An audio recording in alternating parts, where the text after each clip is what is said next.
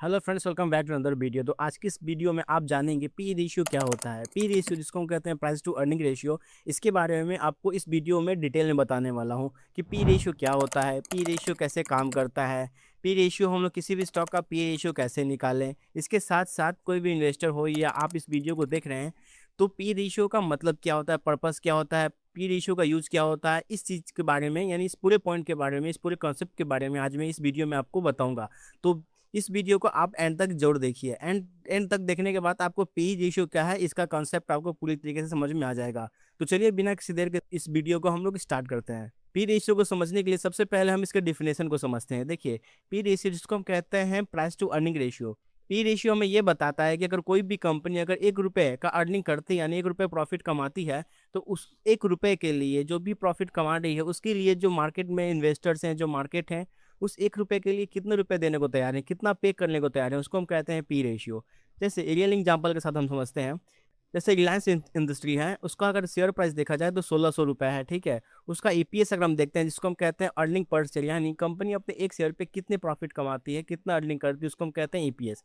तो जब भी हम किसी स्टॉक का पी रेशियो निकालते हैं जैसे रिलायंस का, तो पी रेशियो निकालने का जो फॉर्मूला होता है वो ये होता है कि जो स्टॉक का प्राइस है उसको हम लोग डिवाइड कर देते हैं ईपीएस, जिसको हम कहते हैं अर्निंग पर शेयर, ठीक है। तो यहाँ पे जो पी रेशियो निकल के आएगा रिलायंस इंडस्ट्री का वो आ जाएगा 20।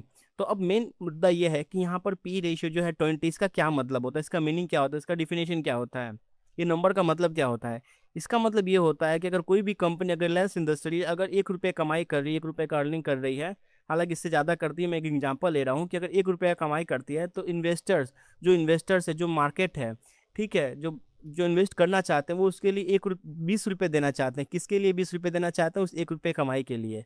ठीक उस तरीके से ही जैसे कि इन्फोसिस है, एक सॉफ्टवेयर बनाने वाली कंपनी है, उसका अगर हम पी रेशियो देखेंगे 30 है, तो इस 30 का मतलब क्या है कि अगर कंपनी 1 रुपये कमा रही है तो लोग उस 1 रुपये कमाई के लिए, जो इन्वेस्टर हैं, जो मार्केट है, उसके लिए लोग 30 रुपये देने को तैयार है। ठीक उस तरीके से जैसे कि टीसीएस है, टाटा कंसल्टेंसी फर्म है, ठीक है, उसका पी रेशियो पे 30 है। तो यहाँ पर इसका क्या मतलब हो रहा है कि जो भी कंपनी कमाती है लोग उसके 30 गुना देने को तैयार हैं, या फिर उसके 1 रुपये के लिए 30 रुपये देने को तैयार हैं, ठीक है। ये होता है पी रेशियो। चलिए इसको हम लोग real day to day example के साथ समझते हैं, जिसको आप आसानी से समझ पाएंगे। जैसे मान लीजिए कि आपके पास दो बिल्डिंग है, बिल्डिंग ए है, बिल्डिंग बी है। आप दोनों बिल्डिंग से रेंट कमाते हैं, यानी अगर बिल्डिंग ए की बात करें तो आप सालाना इस ए बिल्डिंग से 1 लाख रुपए कमाते हैं। वहीं अगर हम बिल्डिंग बी की बात करें तो इससे भी सालाना आप महीने साल का 1 लाख रुपए कमाते हैं। लेकिन यहाँ पे कुछ इन्वेस्टर है जो इस बिल्डिंग खरीदना चाहते हैं। तो यहाँ पर आपने देखा कि जैसे बिल्डिंग ए है और बिल्डिंग बी है, ये सालाना इन साल में दोनों ही बिल्डिंग 1 लाख रुपए कमाती हैं। लेकिन जब इनके प्राइस की बात करते हैं तो ये इन्वेस्टर जो इस बिल्डिंग को खरीदना चाहते हैं, एक ए बिल्डिंग के लिए 10 लाख देने को तैयार है, दूसरे बिल्डिंग के 20 लाख रुपए देने को तैयार है, लेकिन दोनों का तो कमाई एक ही है। तो इसको हम कहते हैं पी रेशियो। यानी कि अगर कोई भी अगर अर्निंग अगर 1 लाख रुपए कमा रही है बिल्डिंग, तो उसके लिए लोग कितने देने को तैयार हैं, ये होता है पी रेशियो। यानी कि अगर जब हम किसी अर्निंग की बात करते हैं, कोई भी कंपनी जब अर्निंग करती है तो उस अर्निंग के कंपैरिजन में, यानी अर्निंग के मुकाबले हम इन्वेस्टर कितने इच्छुक है, कितने उत्सुक हैं, उससे कितने प्राइस में खरीदने को तैयार है, कितने गुना प्राइस देकर खरीदने को तैयार है, इसको हम कहते हैं पी रेशियो, ठीक है। जैसे अगर हम इस बिल्डिंग का पी रेशियो निकालते हैं तो बिल्डिंग ए और बिल्डिंग का बी का अगर हम बिल्डिंग पी रेशियो निकालते हैं, तो यहाँ पर अगर हम इसको निकालने के लिए क्या करना पड़ेगा कि आपका जो बिल्डिंग का प्राइस है उसको डिवाइड करना पड़ेगा जो वो अर्निंग करती है, ठीक है। तो यहाँ पर हम लोग अगर ए का निकालेंगे पी रेशियो तो आ जाएगा 10, और वहीं अगर हम बी का निकालते हैं हो जाएगा 20। तो इस 10 और 20 का क्या मतलब है? 10 का मतलब ये है कि यहाँ पे जो इन्वेस्टर्स हैं जो इस बिल्डिंग को खरीदना चाहते हैं वो क्या 10 गुना प्राइस दे खरीदना चाहते हैं। किसके 10 गुना? उसके अर्निंग के। कितना कमाती है बिल्डिंग? साल में 1 लाख रुपए कमाती है। उस 1 लाख अर्निंग के लिए यहाँ पर जो बिल्डर्स हैं वो 10 गुना देने को तैयार है, 10 लाख रुपए। वहीं अगर हम बिल्डिंग बी की बात करते हैं, यहाँ पे इन्वेस्टर 20 गुना देने को तैयार हैं। इसके कमाई पर 1 लाख के कमाई पर 20 गुना, यानी कि 20 लाख रुपए देकर इस बिल्डिंग को खरीदना चाहते हैं। तो इसको हम कहते हैं पी रेशियो। यानी जैसे यहाँ पर आपके पास दो कंपनी है, कंपनी ए और कंपनी बी है, ठीक है। तो यहाँ पर आपके पास दो कंपनी है, कंपनी ए है, कंपनी बी है। अब दोनों कंपनी क्या करती है? साबुन बनाती हैं, ठीक है। तो अगर हम दोनों का शेयर प्राइस देखेंगे तो कंपनी ए का शेयर प्राइस है 500 रुपये, वहीं कंपनी बी का शेयर प्राइस है 1500 रुपये। अगर हम अर्निंग की बात करते हैं, ईपीएस जिसको हम कहते हैं अर्निंग पर शेयर, देखिए दोस्तों, ईपीएस जिसको हम कहते हैं अर्निंग पर शेयर, ऑलरेडी मैंने यूट्यूब पे इसका एक अलग से प्लेलिस्ट बना लिया है।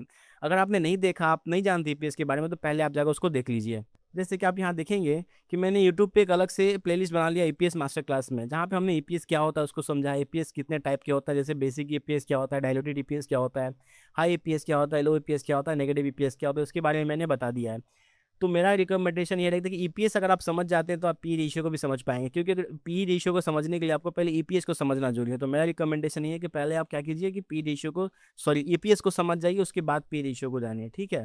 तो चलिए हम चलते हैं वापस अपने टॉपिक पे। जैसे कि मैंने बताया कि यहाँ पर दो कंपनियां, दोनों कंपनियां साबुन बनाती हैं।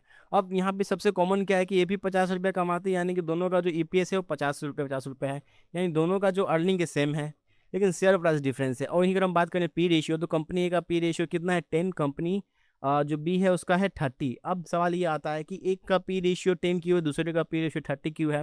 देखिए यहाँ पर एक और चीज़ समझ लीजिए, जिस एक सिंपल भाषा में, एक सिंपल सेंटेंस में समझते हैं। पी रेशियो हमें बताता है कि जो मार्केट के अंदर इन्वेस्टर है उनका क्या एक्सपेक्टेशन है किसी भी स्टॉक या कंपनी को लेकर। जैसे कि अगर हम देखते हैं पी रेशियो ज़्यादा है, इसका मतलब ये है कि जो इन्वेस्टर है कंपनी बी का जो जो प्रोडक्ट है उसको लेकर ज़्यादा एक्सपेक्ट कर रहे हैं, ज़्यादा क्या कर रहे हैं कि उनको ये लगता है कि फ्यूचर में जाके ये इसका जो कंपनी बी है, ये जो साबुन बनाने वाली कंपनी है, ये और भी ज़्यादा प्रॉफिट कमाएगी और भी ज़्यादा ग्रो करेगी, किसके मुकाबले, कंपनी ए के मुकाबले।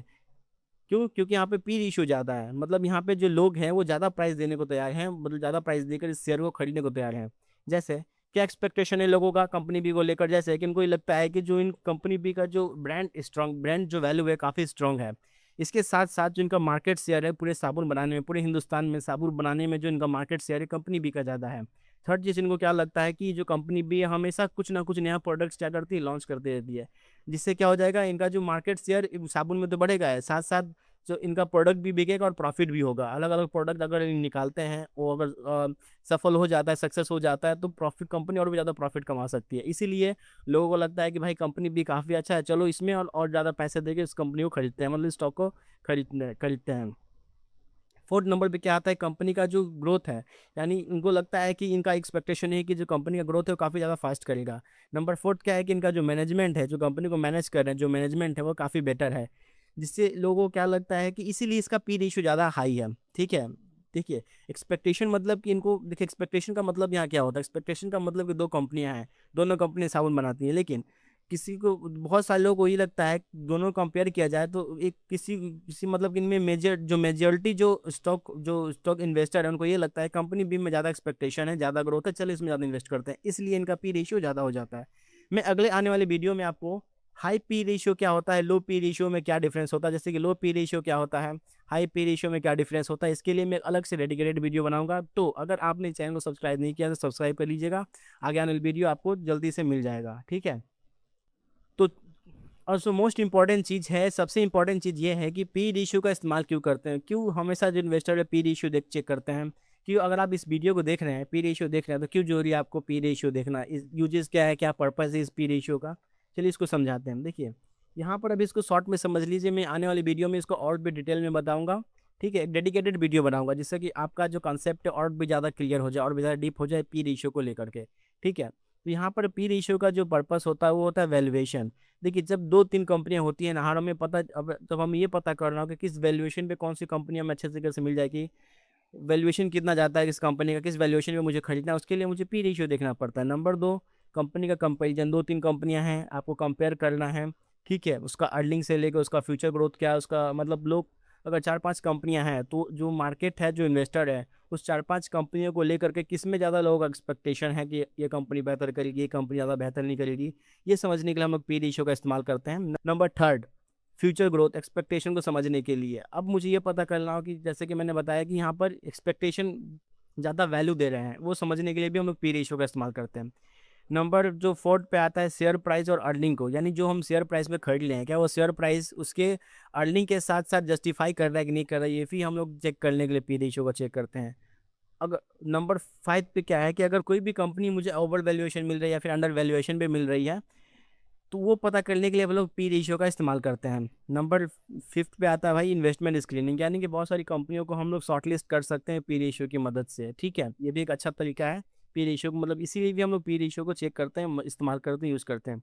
लास्ट में आता है भाई कि जो मार्केट कंपनी की अर्निंग को कितना वैल्यू दे रही है, मतलब जो मार्केट के लोग हैं, जो इन्वेस्टर है, जो बड़े बड़े इन्वेस्टर हैं, वो कितना वैल्यू दे रही है, किसी भी कंपनी किसी स्टॉक को, ये कैसे पता चलेगा मुझे, ये भी पी रेशियो से पता चलेगा। यानी कि पी रेशियो से हम बहुत सारी चीज़ें पता कर सकते हैं किसी स्टॉक के बारे में, ठीक है। एक और इम्पॉर्टेंट चीज़ है जो आपको समझना बहुत ज़रूरी है, वो क्या है कि देखिए, जब भी हम किसी कंपनी का पी रेशियो चेक करते हैं ना, किसी भी सेक्टर का पी रेशियो चेक करते हैं, किसी भी सेक्टर की स्टॉक का या कंपनी का पी रेशियो चेक करते हैं, कैसे चेक करते हैं, मतलब उस स्टॉक का जब हम पी रेशियो चेक करते हैं वो कब वैलिड माना जाएगा। देखिए, जब भी हम, अगर मान लो कोई भी अगर आईटी सेक्टर की कंपनी है, जैसे मान लो टीसीएस ही है जो सॉफ्टवेयर बनाने वाली कंपनी है, उसका पी रेशियो हम किसके साथ चेक करेंगे, ऑटोमोबाइल कंपनी के साथ चेक करेंगे। जैसे कि मान लो कि मारुति सुजुकी है, उसका पी रेशियो के साथ तो हम चेक नहीं कर सकते हैं। क्यों ऐसा? देखिए देखिए मेरा कहने का मतलब ये है कि जब भी आप किसी पी रेशियो को चेक करें ना, तो दोनों ही कंपनी एक ही सेक्टर्स की होनी चाहिए। जैसे अगर किसी आप आईटी सेक्टर्स की कंपनी का पी रेशियो चेक कर रहे हैं और जिससे आप कंपेयर कर रहे हैं वो भी आईटी सेक्टर्स की होनी चाहिए, ठीक है। जैसे आप किसी बैंक का, जैसे कि मान लीजिए कि आप एसबीआई का जो बैंक का जो पी रेशियो चेक करना चाहते हैं, तो आप किसके साथ चेक कीजिएगा, मान लीजिए आईसीआईसी के साथ चेक कीजिएगा क्योंकि वो बिग बैंक है, दोनों सेमी सेक्टर्स की है। तो ये जो तरीका है, ये पी रेशियो देखने का एक वैलिड तरीका है, लेकिन ध्यान रहे कि आप कभी भी कोई भी आईटी स्टॉक का पी रेशियो को चेक नहीं, जो पी रेशियो उसके, आप कभी भी किसी दूसरे बैंक के पी स्टॉक के पी रेशियो के साथ चेक नहीं कर सकते हैं। जैसे मैं आपको एग्जांपल में बताऊं, तो अगर कोई भी आईटी स्टॉक है, तो हम जब, जैसे टीसीएस एक स्टॉक कंपनी है, तो उसका पी रेशियो हम इन्फोसिस के साथ चेक करेंगे। तो ये एक वैलिड तरीका होता है पी रेशियो को चेक करने का। क्यों? क्योंकि दोनों ही आईटी सेक्टर्स की हैं। जैसे एचडीएफसी बैंक एक बैंकिंग सेक्टर की कंपनी है, तो उसका पी रेशियो हम दूसरे बैंकिंग स्टॉक के साथ चेक करेंगे, जैसे आईसीआईसी बैंक। तो ये काफ़ी अच्छा तरीका है पी रेशियो को चेक करने का। लेकिन अब बहुत सारे लोग क्या करते हैं कि यहाँ पे टीसीएस का स्टॉक ले लिया, एक एचडीएफसी का बैंक का स्टॉक ले लिया, दोनों का पी रेशियो चेक करें। लेकिन ऐसा नहीं करना, ये बहुत ही गलत तरीका है पी रेशियो चेक करने का। ऐसा क्यों? देखिए, जो आईटी सेक्टर का जो पूरा बिजनेस मॉडल है वो डिफरेंट है, और बैंकिंग सेक्टर का बिजनेस मॉडल अलग है, एफएमसीजी का, ऑटोमोबाइल का, ये सब अलग अलग बिजनेस मॉडल है। इसलिए इनका पी रेशियो, जो इंडस्ट्री पी रेशियो होता है, वो काफ़ी डिफरेंट होता है एक दूसरे के साथ, ठीक है। तो आपको क्या करना है कि आपको सेम सेक्टर्स के सेम स्टॉक को अलग अलग पी रेशियो के साथ चेक करना है। आई होप आपको समझ में आया होगा। और सब मोस्ट इंपॉर्टेंट चीज़ आपको ध्यान रखना है कि आपको कभी भी पी रेशियो को देख के किसी भी स्टॉक को बाय और सेल नहीं करना है, ठीक है। अगर मान लीजिए कोई भी कंपनी है, कोई अगर एबीसी कंपनी है, ठीक है, उसका स्टॉक अगर B20 है, वहीं अगर दूसरी कंपनी है XYZ, ठीक है, और उसका पी रेशियो अगर 40 है, तो आपको ये नहीं कि 40 वाला या फिर 20 वाला स्टॉक ले लेना है। चीप है तो सस्ते दाम पे मिल रहा है, इसका ये मतलब नहीं होता है कि आप सिर्फ पी रेशियो को देख के किसी स्टॉक को बाय या सेल करें। लेकिन आपको ध्यान में ये रखना है कि जब पी रेशियो देखना जरूरी है, लेकिन उसके साथ साथ आपको ईपीएस ग्रोथ भी देखना है। पिछले पाँच साल का, 6 साल का, 7 साल का ईपीएस ग्रोथ देखना है। रेवेन्यू ग्रोथ, क्या रेवेन्यू बढ़ रहा है कि नहीं बढ़ रहा है, ये भी देखना है। पेक रेशियो, आरओई, आरओसी, आपको टेंशन नहीं लेना। इन सभी मैट्रिक्स के बारे में आपको अलग से डेडिकेटेड वीडियो बना के दूंगा, सबका प्लेलिस्ट आएगा। बस आपको करना क्या है कि आपको चैनल को सब्सक्राइब कर देना है, जिससे कि जब भी मैं इस वीडियो को अपलोड करूं, आपको आसानी से वो वीडियो मिल जाए और आप उसे देख पाएँ, ठीक है। तो यहाँ पे इसके साथ साथ क्या करना है कि आपको डेप्ट equity ratio, profit margin, cash flow, management quality और कॉम्पिटिटिव एडवांटेज, जिसको हम कहते हैं मोड, इन सभी चीज़ों को देख कर तब जाके आप किसी स्टॉक को बाय और सेल करना है। ध्यान रहे कि अकेले सिंगल पी रेशियो कुछ नहीं बताता, लेकिन सिर्फ हम अगर पी रेशियो के साथ इन सभी चीज़ों को अगर देखते हैं और अगर वो चीज़ें मैच कर जाती हैं, जस्टिफाई कर जाती हैं, तब जाके मुझे किसी स्टॉक को बाय और सेल करना चाहिए, ठीक है। अकेले पी रेशियो देख के कभी बाय सेल नहीं करना, ये बात आपको हमेशा ध्यान में रखना है। आई होप आपको समझ में आया होगा कि पी रेशियो क्या होता है। और जो लास्ट काम है आपको ये करना पड़ेगा कि अभी जो जो इंपॉर्टेंट चीज़, अगर आपने हमारे चैनल को सब्सक्राइब नहीं किया है तो प्लीज़ हमारे चैनल को सब्सक्राइब कर दीजिए। अभी 43 सब्सक्राइबर है, मुझे इसको 1K तक लेके जाना है, ठीक है। तो आई होप आपको समझ में आ गया होगा कि पी रेशियो क्या होता है। तो अगली वीडियो, आई होप आपको ये वीडियो समझ में आया होगा। So thank you for watching this video, मिलते हैं अगली वीडियो में। Thank you.